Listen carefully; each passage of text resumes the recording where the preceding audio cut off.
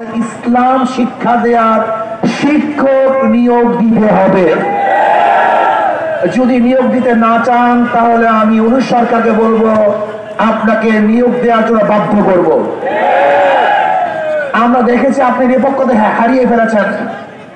আমি বলবো অনু সরকার সাহেব আপনি নিরপেক্ষ নাই, আপনি নিরপেক্ষতা হারিয়ে ফেলেছেন।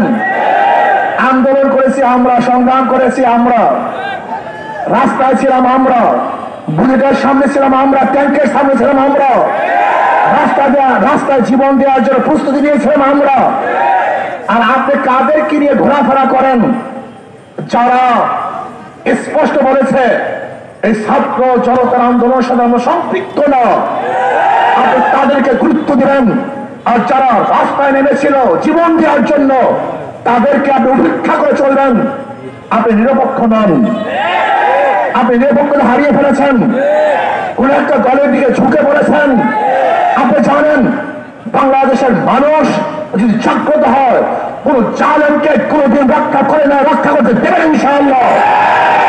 আমি স্পষ্ট ভাষায় বলে দিতে চাই, বাংলাদেশের প্রত্যেকটা শিক্ষা প্রতিষ্ঠানে কওমি মাদ্রাসা সহ যে সমস্ত আলেমরা সহি আকীদা বিশ্বাসী, সহি শুদ্ধভাবে কোরআন তেলাওয়াত করতে পারে এরকম শিক্ষককে নিয়োগ দিতে হবে। বাংলাদেশের 92% মুসলমানদের অর্থে পরিচালিত দেশের মধ্যে কোন অবস্থাতেই গানের শিক্ষক নিয়োগ দেওয়া যাবে না। এই প্রজ্ঞাপন বাতিল করবেন। যদি এরপরও দুঃসাহস দেখান, যদি বাংলাদেশের প্রাইমারি লেভেলে আপনি গানের শিক্ষক দেওয়ার দুঃসাহস দেখান, তাহলে বাংলাদেশের জনগণ ঐক্যবদ্ধ হয়ে আপনাকে চেয়ার থেকে নামিয়ে দেবেন ইনশাআল্লাহ। আপনি চ্যালেঞ্জ দিতে পারেন আমাদের থেকে, আমরা চ্যালেঞ্জ দিলাম।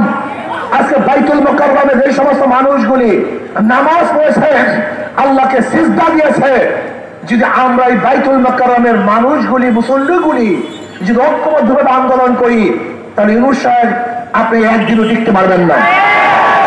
আমি বারবার আপনাকে একটা কথা বলি, আপনার সুখে থাকতে ভূতে গিলায় কেন? আপনি ভালো আছেন, ভদ্র মানুষ, শিক্ষিত মানুষ, আমাদের দেশে গৌরব। আপনি ভারতের এজেন্ডা পালন করবেন কেন? এই গান বাজবে এটা ভারতের কৃষ্টি কালচার সংস্কৃতি, এটা বাংলাদেশের মানুষের সংস্কৃতি নয়, বরং এইটা আমাদের জন্য হারাম। অনেক গান বাদ্য আমাদের জন্য হারাম।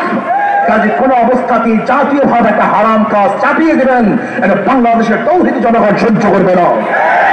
কাজে আসুন, আমাদের দাবি আজকে দুইটা। একটা হলো বাংলাদেশের প্রত্যেকটা প্রতিষ্ঠানে ধর্মীয় শিক্ষক এবং ধর্মীয় পরীক্ষা 100 মার্কের নিতে হবে। আপনি আইন রাখবেন যে ধর্ম শিক্ষা দেওয়া হয় কিন্তু পরীক্ষা নেবেন না। এই সমস্ত ধ্বজাদারি ধোঁকাবাজি আইন আমরা পছন্দ করি না। যেখানে ধর্মীয় কিতাব থাকবে, বই থাকবে, 100 মার্কের পরীক্ষাও থাকবে এবং তার শিক্ষকও থাকবে। আর বাংলাদেশের জনগণের উপরে এই 92% মুসলিমদের উপরে কোন অবস্থাতেই গানে